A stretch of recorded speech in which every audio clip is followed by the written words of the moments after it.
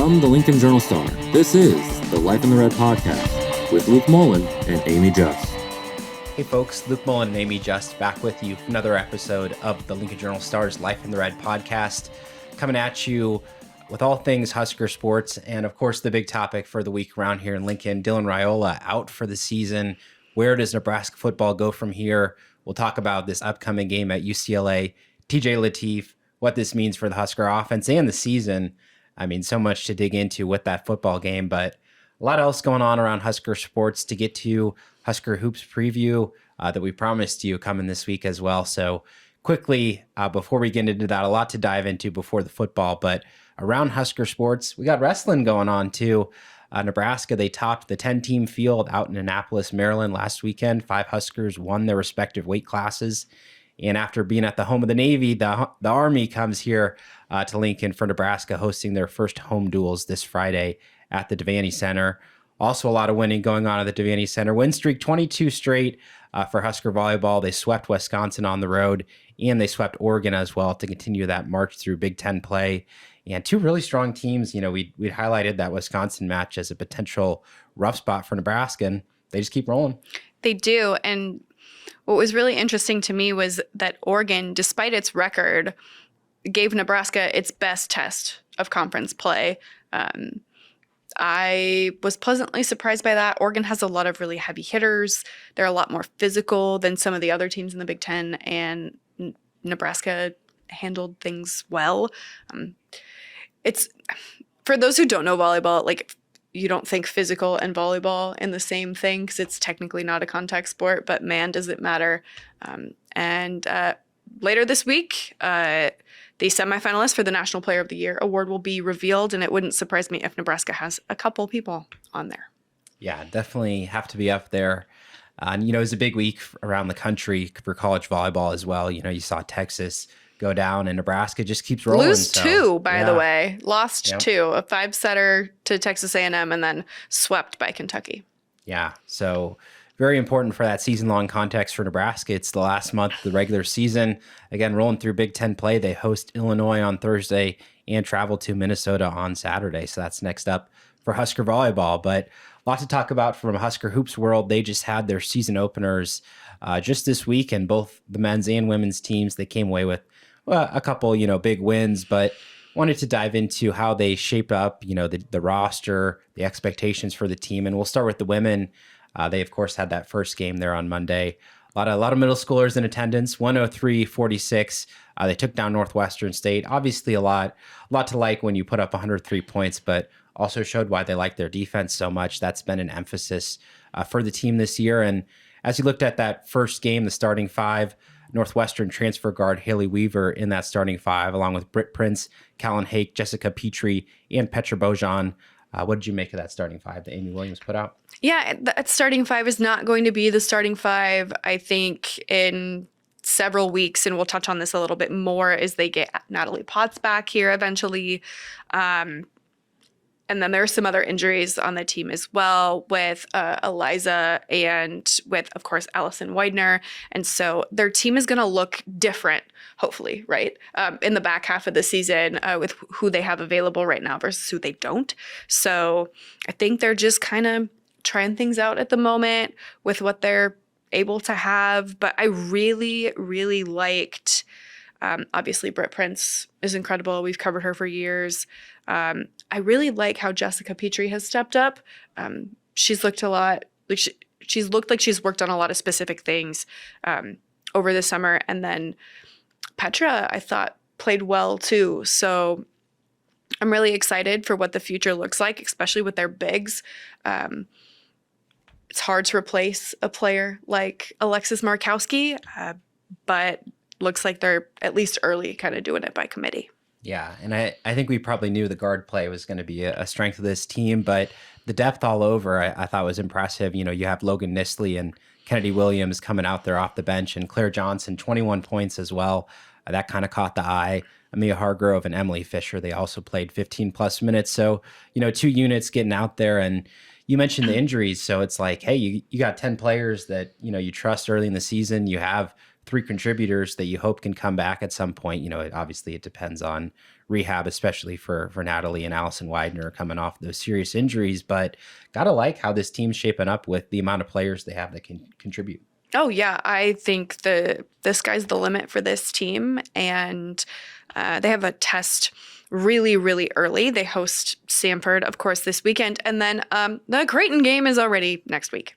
Yeah, that's one to look forward to. And, for this team as a whole, coming off the recent, NCAA tournament runs that they've had, I mean, what's the expectation for this year's team as they start the year? To get back there? It is. And it's not just to get back there, it's to win.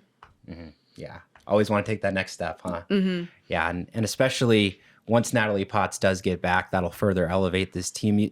Has that timeline been a little bit murky, just seeing how she's going to rehab there? Yeah. And they don't want to force her too early. It sounds like she will probably hit the floor a little bit sooner than Allison will. And based on the timing of their injuries, yeah, of course, that makes sense. So it's just take it slow. Don't rush it, because the last thing you want to do is cause a setback. So. Yeah, it's a long season. And they're hoping that they'll need them healthy in March, not just in November. So Husker women, as you said, they host Samford on Saturday at 5 p.m. That's their next game, and a little PBA doubleheader also coming up that Saturday. The Husker men will be in action there for the next home game, and their opener 86-53 over West Georgia. Sure, the score in the end was a little bit strong, but some rough shooting. For moments they were feeling their way out early, and really kind of an unlikely star in redshirt freshman Braden Frager. Game high 22 points. He came out. He was the story of the game. He was, and he is the third highest debut for a Husker male basketball player in program history. Was, I think, tied for the sixth best game by a freshman in the first couple games of the season around the country. So what a strong start for Frager. And it wasn't just like he scored a lot of points on a lot of shots. No, it was like 8 of 11 or 9 of 11, something like that. So really efficient for him too. And man, and it was everything. He was making threes. He made a jumper. He had a couple dunks. Like, it was everywhere. And I am really looking forward to watching him continue this season. But yeah, as a game overall, it was really slow to get in. Lots of bad shot selection. Just not super physical early.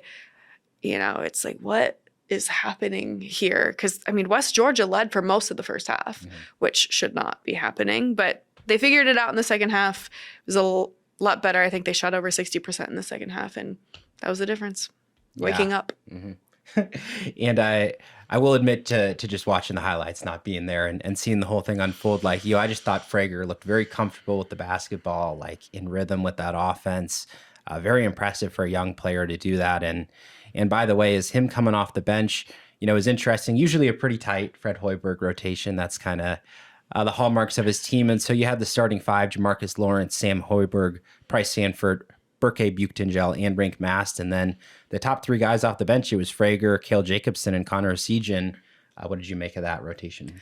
I think that was really dictated by their matchup. It wouldn't surprise me once we get more into Big Ten play and they're playing a lot more big physical guys that they go with a little bit of a bigger lineup. So you potentially put in Frager over Sanford. But those guys are all going to play. They're all going to get a lot of minutes.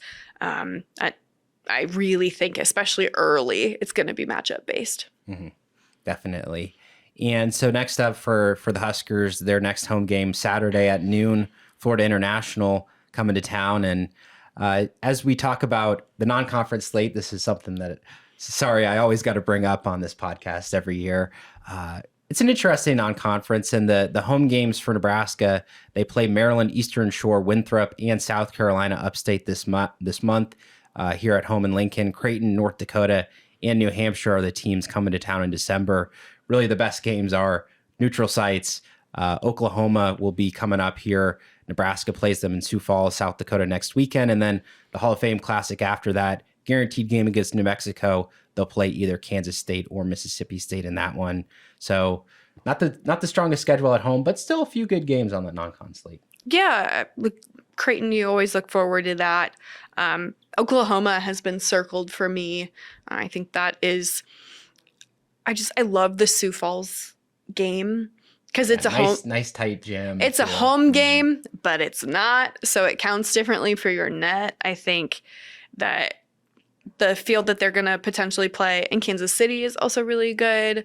But yeah, there is an art to scheduling in college basketball, men and women. And this is the recipe that has worked for Fred. So he's going to keep doing it. Yeah, it's always a reminder for me at this time of year, like, man, there are a whole lot of Division I basketball teams. Over 300. Yep. And they all got to get some games on the schedule. Mm-hmm. So always an interesting assortment coming to Lincoln.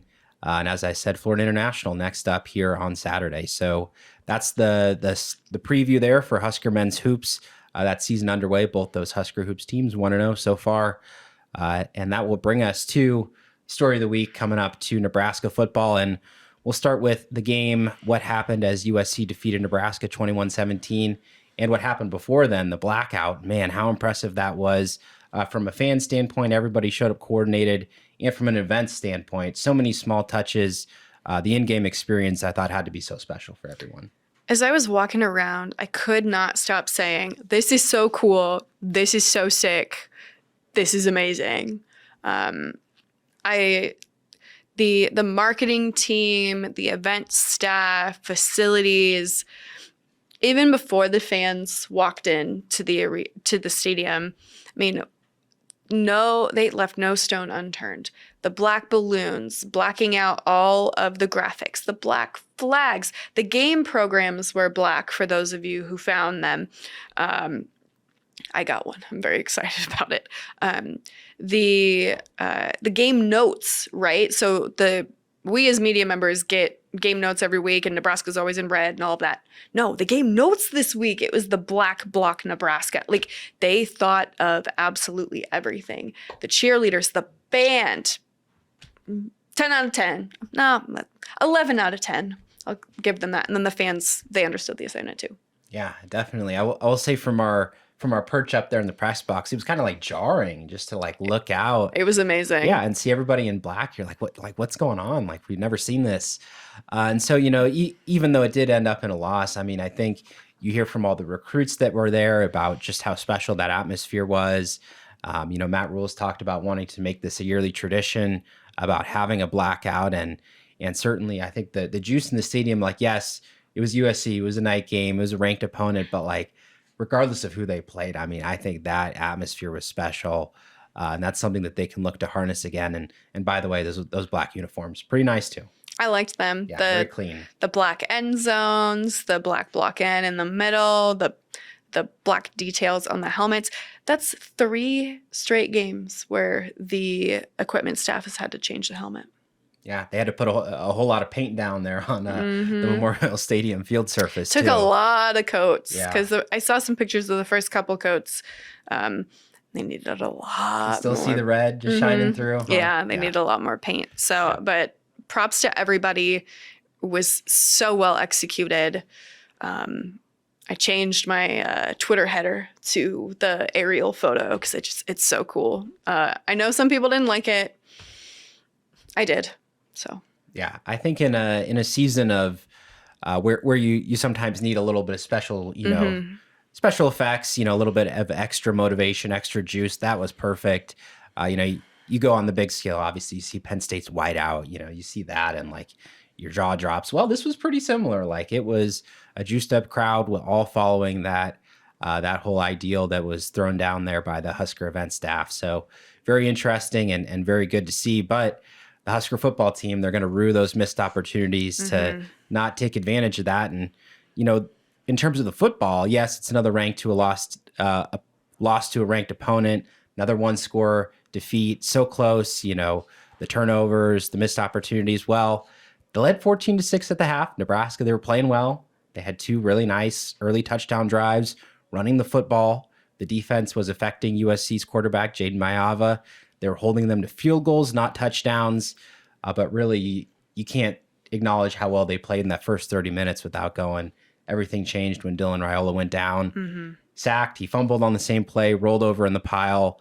And really, over that first 30 minutes, they played so well. But the offense stagnated, really, under TJ Lateef. Not all his fault, thrown into a tough situation.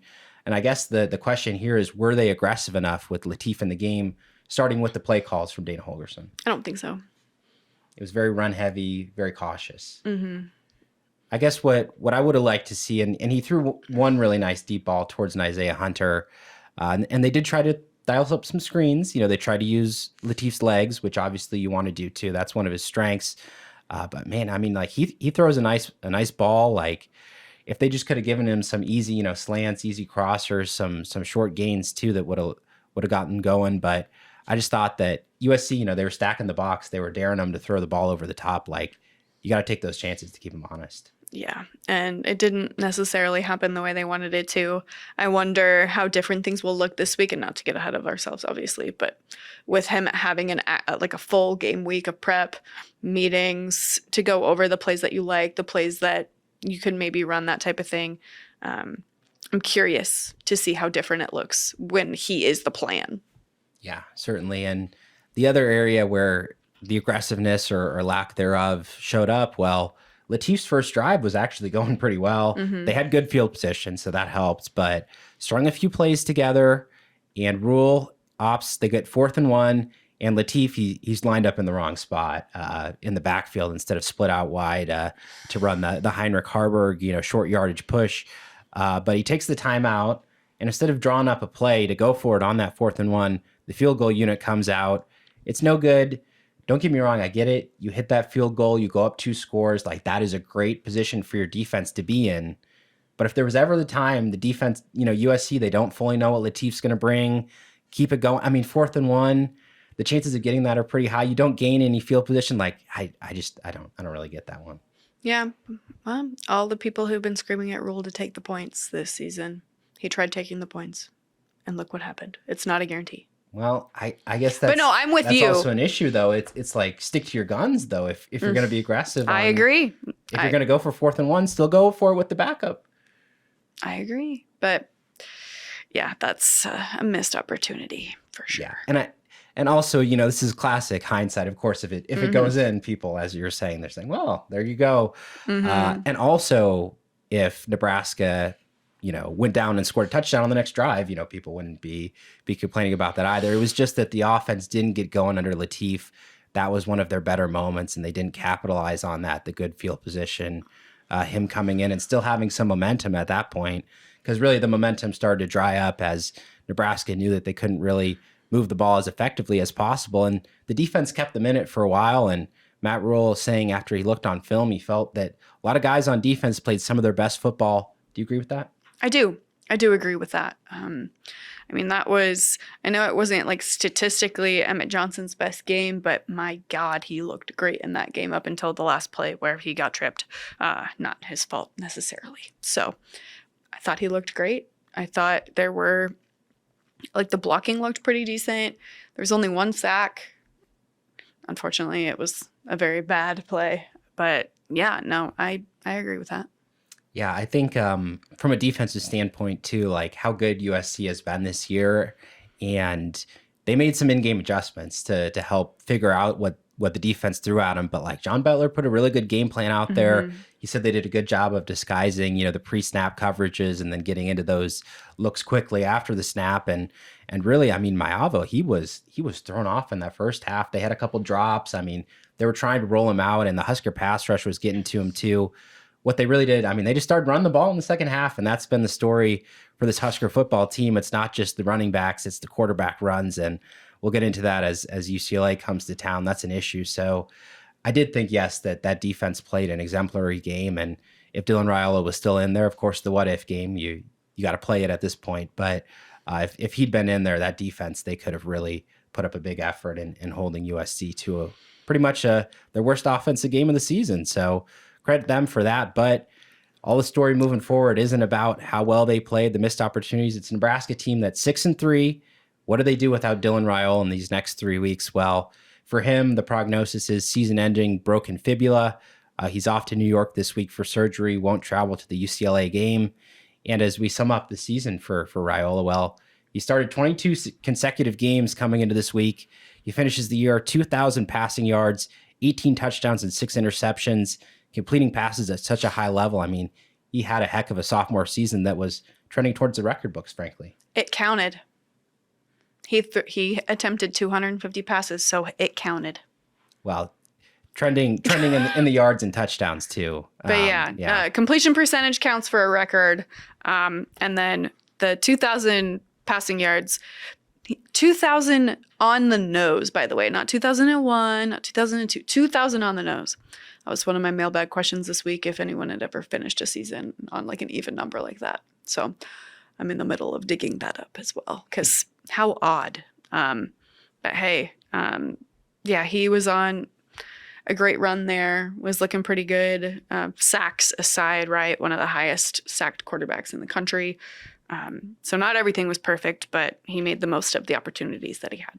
Yeah, certainly playing at a high level, and he can still be a part of this team, as the leader, involvement in the game planning, and to, of course, mentor TJ Lateef, get him ready. And that's part of the plan for what they have to do with Lateef. Matt Rule said it's part of everybody's responsibility to do their job just a little bit better.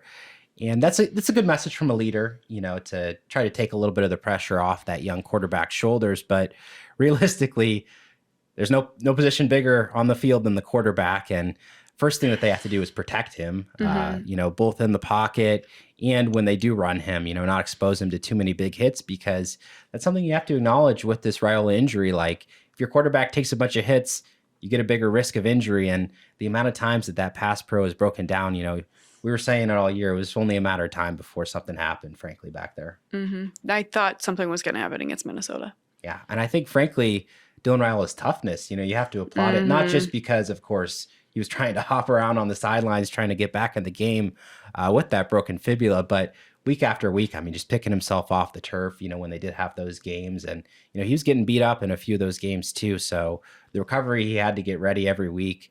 And then ultimately, ending that year with the season-ending injury, like, man, a guy who gave everything really out there on the field, and that happened. You got to give him his credit there. But as Lateef, with the dual threat ability, like, how run heavy do we expect this game plan to be? It should be pretty run heavy, right? Yeah, I think so. Whether that's for Lateef or Emmett. Yeah, which, by the way, Emmett Johnson, 1,000 yards rushing. It had been since 2018, and he still got 3 regular season games left, another postseason game if he wants it. What a year. What's funny to me is he had no idea that he was even close. I love it. Yeah. He just not focused on the stats. Not focused on it at all. But yeah, EJ Barthel came up to him on the sideline during the game. He's like, you're close, right? He goes, to what? Or something along those lines is what I heard. So good for him. And I expect him to continue to carry on with that. Yeah, he had 29 carries this last week. Does he get to 30?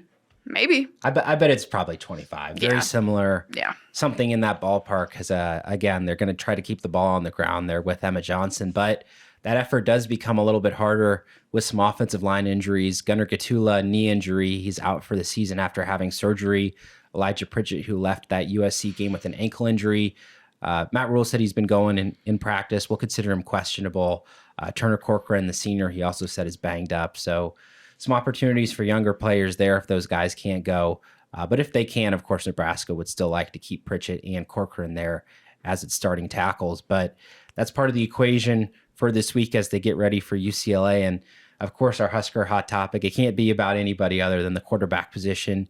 TJ Lateef, the true freshman, going on the road to UCLA. How ready is he to make his first career start this week? He's going to have to be ready.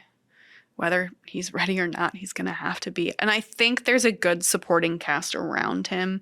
Dana Holgerson knows what he's doing. His quarterback's coach knows what he's doing. And Lateef has a couple experienced quarterbacks around him. I'm sure he's talking to Dylan all week. I'm sure Jalen Graham's dad, otherwise known as Granddad, in that room will be helping him.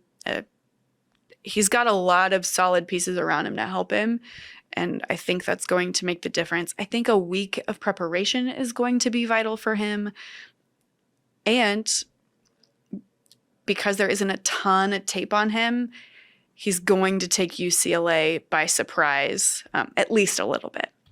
Absolutely. Well, UCLA, they had a bye week, so if they're preparing for Dylan Raiola, You got to throw that plan out the window, get ready for TJ Lateef. And what I do think is, not to discount the reps that he got in the non-con, against Akron and Houston Christian, because those were important reps, just to throw, just to run, be in Memorial Stadium, get that big game feel.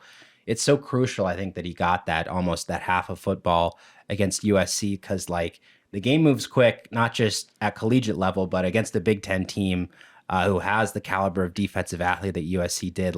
Just standing there in the pocket, seeing the opposing pass rush, that's going to help him be so much more comfortable, I think, in these moments against UCLA. And not to hate on the Bruins road atmosphere too much, but in terms of daunting road environments that they're going to come into, I mean, UCLA, this has been an issue that they've been talking about. The stadium is not on campus. It's a long way away for fans to get to. Attendance has been pretty low at the Rose Bowl, especially early in the year. Don't get me wrong. It's been a turnaround a little bit since they've started winning, but the circumstances there are pretty good for him that he's coming into. And plus, played at a really high level there at high school, his high school program out there in California as well. He's a very motivated, I think very dedicated, well-intentioned player who'd been thinking about this moment for a while. So I think from a mental standpoint, he's ready to go. The game plan, of course, has to be ready for him too. But I think in terms of the circumstances of having been thrown into the fire last week, I mean, that's only got to make him stronger this time. Yeah, absolutely. And so as Nebraska plays this UCLA team, it's a tale of two seasons for the Bruins. They began the year 0-4, fired their head coach, Deshaun Foster, and their offensive coordinator, Tim Skipper's taken over as the interim head coach, Jerry Neuheisel as the interim offensive coordinator. Big turnaround under those two. They won 3 in a row before running into an Indiana team that, exposed some of those weaknesses again. But I think Indiana does that to pretty much anybody, so we won't hold it against them too much. But in terms of what UCLA has done, well, it's been the turnaround on the offensive side of the ball. The defense has been a little bit up and down, a little bit weak in those games, but their quarterback in particular, Nico Iamalava. I'm not saying that right. Definitely not. Sorry, Nico. In respect of everybody with hard to pronounce last names. But he's just taken off these last couple of weeks, and he's a dangerous scrambler. He's actually their leading rusher. A lot of that's come these last few weeks. He had a big game against Penn State, 3 rushing touchdowns there. But for a Nebraska team that struggled to defend rushing quarterbacks, you got to figure that's a game plan for UCLA. Get him outside the pocket, get him on the run, hurt Nebraska with his legs. Yeah, that is, I think, UCLA's best recipe for success. And he's also very good in the passing game. In terms of being that pocket passer as well, maybe not the best, but, when he gets on the run, and can find those wide receivers too, they've been really strong. And in terms of putting up the points, they've had to, because their defense, they've allowed 31 points per game. That's third most in the Big Ten, one of only 3 teams up there, 31 points or more. So for Nebraska, they're just going to have to hope, I think, that they can slow down that the UCLA's rushing ability there, especially contain the pocket, because they do not want to get into the high-scoring shootout with the backup quarterback. They do not, no. Well, game prediction time. Can Nebraska go on the road with TJ Lateef and get it done? I think so. I think this is their best opportunity to do so. They have a little bit of the element of surprise. And as you mentioned, UCLA's defense is not the best in terms of scoring defense. So if Nebraska wants to get another win, this is probably their best chance to do it. So I have 21-17, but I could see it going either way, honestly. Back-to-back 21-17 scores. And they're not off the mark, are they? No, definitely not. I've gone back and forth on this, and maybe I'll feel a different way in the next day or two, but I'm going to go with a UCLA win. I'm going to say 24-21. Hard to see Nebraska being able to string together a ton of offensive scoring drives. Again, I really like Lateef's talent. I think he throws a good ball, can be in rhythm with this offense, especially if they use his legs. But in terms of doing what Dylan Raiola did and, the chunk big plays, being able to have that 2-minute drive, 2-minute drill, fourth quarter comebacks that they've had. I mean, it's just hard to put those same expectations on the true freshman's shoulders. And knowing what UCLA knows, that they're going to see a lot of Emmett Johnson, that it all starts with stopping the run. I think that they'll be able to, frankly, build good enough of a game plan to slow Nebraska there on that side of the ball. And then again, the same defensive issues are pretty much the same as we saw in week 1 against Cincinnati. that's the story of the season for Nebraska, and I think that they show up again this week. This is the first time all season we've had a different winner. Yeah, how about that? But again, I'm going to give myself an out. I'm going to say, it's back and forth. But it is The again, Vegas lines have also gone back and forth too. Last I checked, UCLA was favored, but it was not the case when it opened. Yeah. So we'll see what shakes out in terms of TJ Latif's progress. Very important what he's done, these practice reps this weekend in Lincoln. So should be quite the scene out there in Los Angeles. Husker fans always travel well. Big alumni group, alumni base out there in Los Angeles. So we'll see what the atmosphere is at the Rose Bowl this Saturday. We'll have all the coverage for you, all the details, as always, online at journalstar.com. That'll do it for today's episode of the Life in the Red podcast. We'll see you again next week. Thank you for listening to this week's Life in the Red podcast. Our theme music is composed by Sasha Indy. The stories continue on journalstar.com.